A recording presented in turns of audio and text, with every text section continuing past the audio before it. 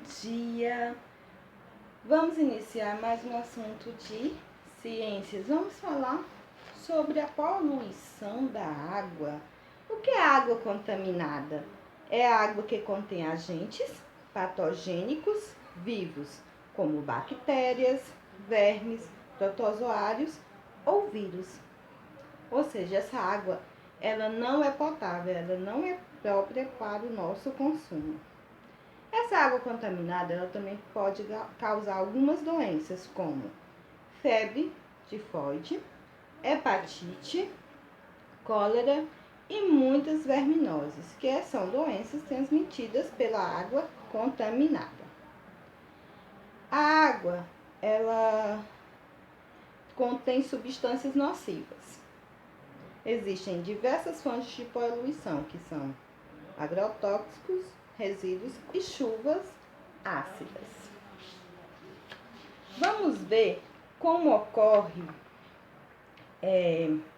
o processo de extração no tratamento da água. A água, ela, para ficar própria para o nosso consumo, ela não deve ter cheiro, nem cor e nem sabor. Ela é inodora quando não possui cheiro. Ela é insípida quando não possui sabor. E ela é incolor quando não apresenta cor.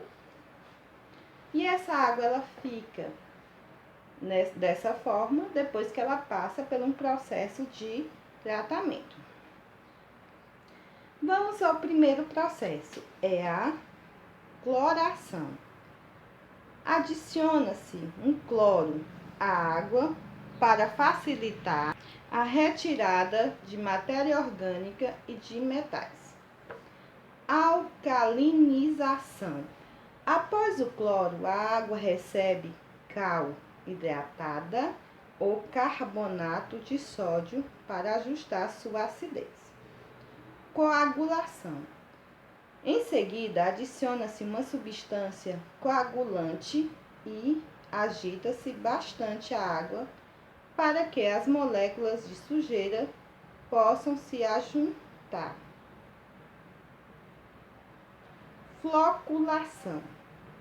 Depois, coloca-se uma substância que ajuda as moléculas de sujeira agrupadas a formar flocos ou partículas que possam ser retirados da água.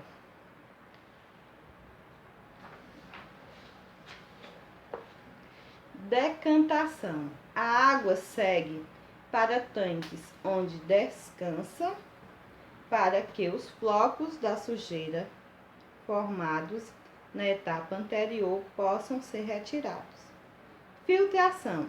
Então, a água segue para os tanques, que funcionam como filtros com pedras, areias e carvão ativado, que retém a sujeira que ainda ficou na água, mesmo depois de todas as etapas que já passou. Alcalinização. A água passa novamente por essa etapa para o ajuste da sua acidez, para evitar corrosão ou incrustação nas tubulações. Desinfecção é a etapa em que é adicionada quantidade de cloro para garantir que a água fique livre de vírus e bactérias e apropriada ao consumo. Fluoretação. Trata-se de uma última etapa em que é adicionado flúor à água para evitar e prevenir cáries. Sobre a desinfecção da água, desde que passou a ser utilizada essa etapa, os índices de mortalidade infantil e de doenças provocadas por água contaminada diminuiu bastante, além do consumo utilizado da água para higiene, lazer, geração de energia, locomoção e inúmeras situações. A água no ambiente. A água é encontrada e utilizada no meio ambiente. Há alguns processos que podem causar mudança de percurso e desvio desordenados da água, tais como erosão, transporte e sedimentação. O que é erosão? É o processo de desgaste do solo provocado principalmente pela água e pelo vento, por meio do qual a água desprende ou arranca pedaços de materiais com os quais ela se choca. No processo de transporte, a água leva esses pedaços ao longo do seu percurso. Em alguns momentos, a água perde força e não consegue mais levar os pedaços desprendidos. Então começa o processo de sedimentação, que é quando a água deposita esses pedaços em leitos rasos e no fundo de rios, lagos ou mares. A atividade agrícola executada sem a devida orientação também acelera e contribui com os efeitos indesejáveis da erosão. Vamos falar agora sobre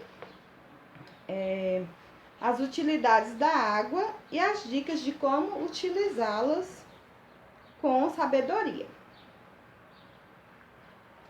Para aguar as plantas, utilize em vez de mangueira e prefira os períodos menos quentes do dia, logo pela manhã ou à noite. Para o banho, abra o chuveiro apenas para se molhar e enxaguar. Enquanto estiver se ensaboando, mantenha o chuveiro fechado. Para lavar o carro, deixe a mangueira do lado e utilize o balde. Para a lavagem de pratos de cozinha, principalmente retire os restos de comida com uma esponja, ensaboe tudo que foi usado e depois abra a torneira novamente. Para lavar as roupas, procure utilizar a máquina de lavar, sempre com a capacidade total, evitando a lavagem no tanque. Se possível, coloque um vaso sanitário com caixa de descarga acoplada ou acione a válvula apenas por 3 segundos. Não coloque papel no vaso, também diminui o consumo de água. Conheça mais algumas utilidades da água. Na higiene de pessoa, ambiente e animal. Na alimentação, para o preparo de alimentos e bebidas. No lazer, em situações de banho em piscina, lagos, rios, lagoas. No trabalho, na produção de bens de consumo e em tratamentos. Na produção de energia, em hidrelétricas que utilizam a força da água para gerar a energia.